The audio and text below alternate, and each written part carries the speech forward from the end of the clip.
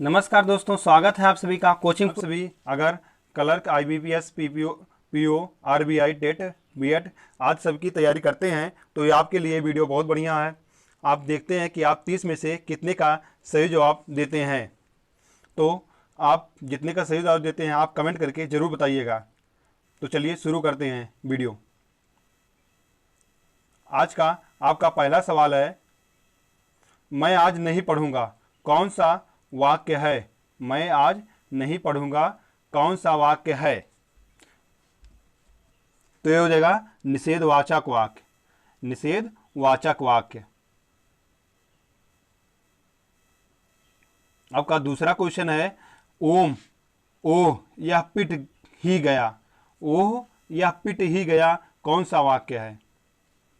आपको बताना है कि ओह यह पिट गया, पिट ही गया, कौन सा वाक्य है? तो ये हो जाएगा विस्मयवाचक वाक्य। तीसरा क्वेश्चन है, यदि यदि तुम चलो तो मैं भी चलूं, कौन सा वाक्य है? यदि तुम चलो तो मैं भी चलूं, कौन सा वाक्य है? तो हो जाएगा संकेतवाचक वाक्य। हो जाएगा संकेतवाचक वाक्य। चौथा क्वेश्चन है, तुम अपने काम में सफल रहो, कौन सा वाक्य है? तुम अपने काम में सफल रहो, कौन सा वाक्य है? इच्छावाचक वाक्य है या संदेहवाचक वाक्य है या विधिवाचक वाक्य है या इनमें से कोई नहीं? तो इसका सही जवाब हो जाएगा इच्छावाचक वाक्य है। क्या है? इच्छावाचक वाक्य है। पांचवा क्वेश्चन है, रस भरा कौन सा तत्पुरुष समास है?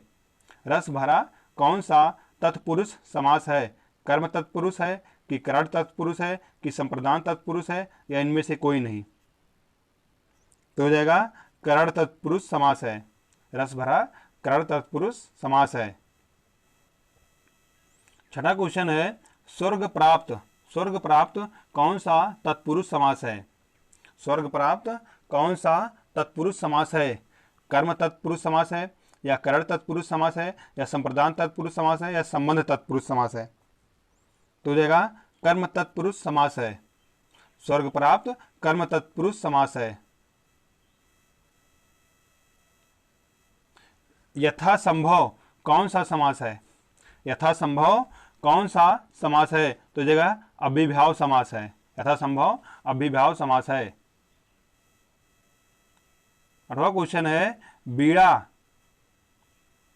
बीड़ा पाड़ी कौन सा समास है? बीड़ा पाड़ी कौन सा समास है? तो ये जगह बहुब्रीहि समास है। क्या है? बीड़ा पाड़ी बहुब्रीहि समास है।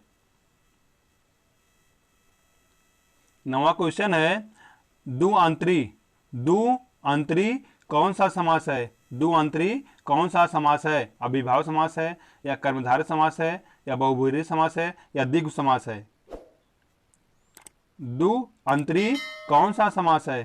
तो जगह द्विगु समास है। दुअंतरी द्विगु समास है।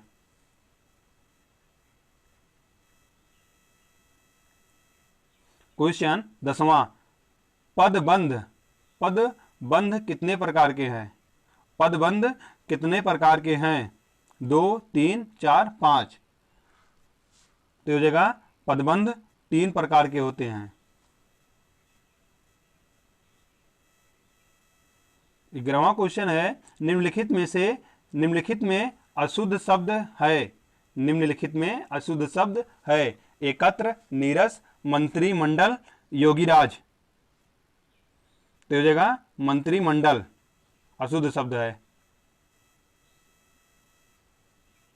निम्नलिखित में से अशुद्ध शब्द है। निम्नलिखित में से अशुद्ध शब्द है साप्ताहिक, बीड़ा, वाष्प, सिंदूर। निम्नलिखित में से अशुद्ध शब्द है साप्ताहिक, बीड़ा, वाष्प, सिंदूर। तो हो जाएगा साप्ताहिक।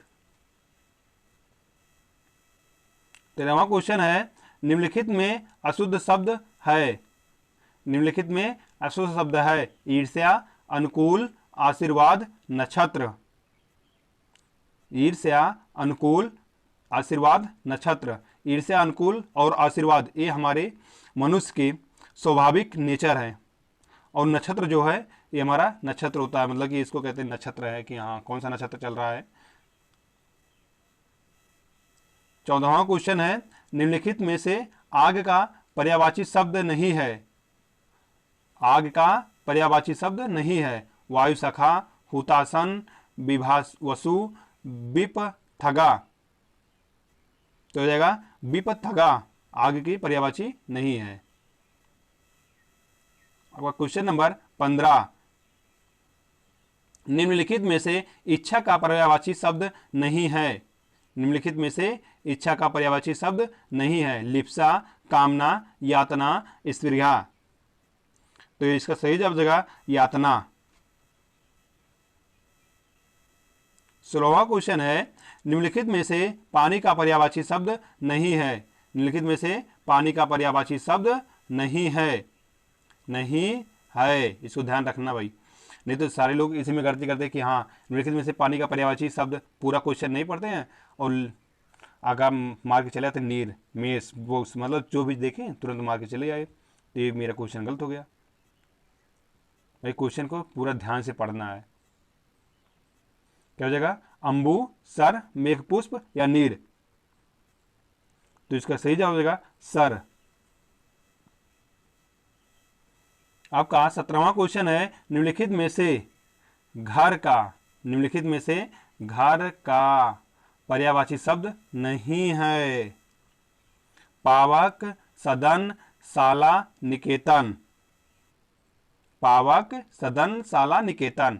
तो पावक, मेरा पावक नहीं है। 18वां क्वेश्चन, विशेषण कितने प्रकार के होते हैं। आपको बताना है विशेषण कितने प्रकार के होते हैं। विशेषण हमारे 4 प्रकार के होते हैं। क्वेश्चन नंबर 19, सर्वनाम कितने प्रकार के होते हैं। सर्वनाम कितने प्रकार के होते हैं। तो ये हो जाएगा सर्वनाम कितने प्रकार के होते हैं। हो जाएगा सर्वनाम 6 प्रकार के होते हैं। सर्वनाम 6 प्रकार के होते हैं। क्वेश्चन नंबर 20, उत्पत्ति की दृष्टि से, उत्पत्ति की दृष्टि से शब्दों के कितने भेद हैं। उत्पत्ति की दृष्टि से शब्दों के कितने भेद हैं। 2, 4, 5, 7। तो इसका सही जवाब होगा 4। उत्पत्ति की दृष्टि से शब्दों के कितने भेद हैं। तो ये जगह 4 भेद होते हैं। क्वेश्चन नंबर 21, रचना की दृष्टि से, रचना की दृष्टि से शब्दों के कितने भेद हैं। रचना की दृष्टि से शब्दों के कितने भेद हैं। 2 है कि 3 है कि 4 है कि 5 हैं। तो हो जाएगा सब 3। शब्दों की दृष्टि से रचना के 3 भेद होते हैं। क्वेश्चन नंबर 22, संज्ञा के कितने भेद हैं।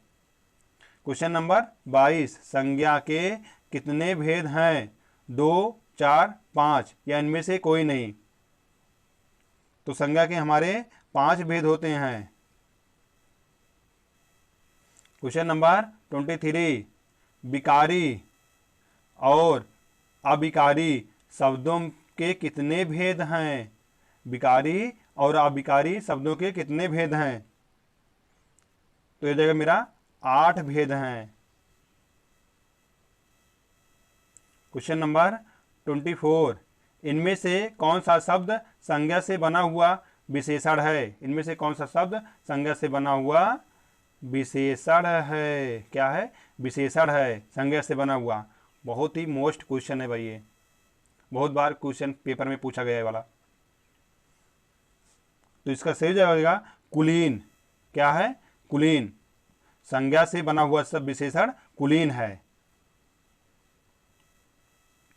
क्वेश्चन नंबर 25, यथा समय समास है। यथा समय समास है, इस जगह अभिभाव समास है। यथा समय अभिभाव समास है। अब क्वेश्चन नंबर 27, प्रत्येक समास, प्रत्येक समास है। प्रत्येक समास है, इस जगह प्रत्येक समास अव्ययभाव समास हैं। क्वेश्चन नंबर 27, तिरंगा है, तिरंगा क्या है भाई, तिरंगा बताओ क्या है। कर्मधारी समास है कि बहुव्रीहि समास है कि द्वंद्व समास है कि इनमें से कोई नहीं। तो इसका सही जवाब होगा बहुव्रीहि समास है। तिरंगा हमारा बहुव्रीहि समास है। क्वेश्चन नंबर 28, कवि, कवि का स्त्रीलिंग रूप क्या है। कवि का स्त्रीलिंग रूप क्या है। भी बहुत बार क्वेश्चन पेपर में पूछा गया, very very most important question है, इसको नोट कर लो भाई। तो इसका हो जाएगा कवि का स्त्रीलिंग हो जाएगा कवित्री। क्वेश्चन नंबर 29, सूर्य का स्त्रीलिंग रूप क्या है। सूर्य का स्त्रीलिंग रूप क्या है। सूर्य है कि सूर्य है कि सूरा है कि सूर्या है। तो सूर्य का स्त्रीलिंग हो जाएगा सूर्या। क्वेश्चन नंबर आखिरी, तो ये जगह पेड़ से फल गिरा, इस वाक्य में किस कारक की विभक्ति है। पेड़ से फल गिरा, इस वाक्य में किस कारक की विभक्ति है। तो जगह अपादान का, अपादान का। धन्यवाद दोस्तों। आपको वीडियो अच्छी लगी हो तो वीडियो को लाइक करना और कमेंट करके ये बताना कि आप 30 में से कितने का क्वेश्चन सही किए हैं। 30 में से आपने कितना क्वेश्चन आपको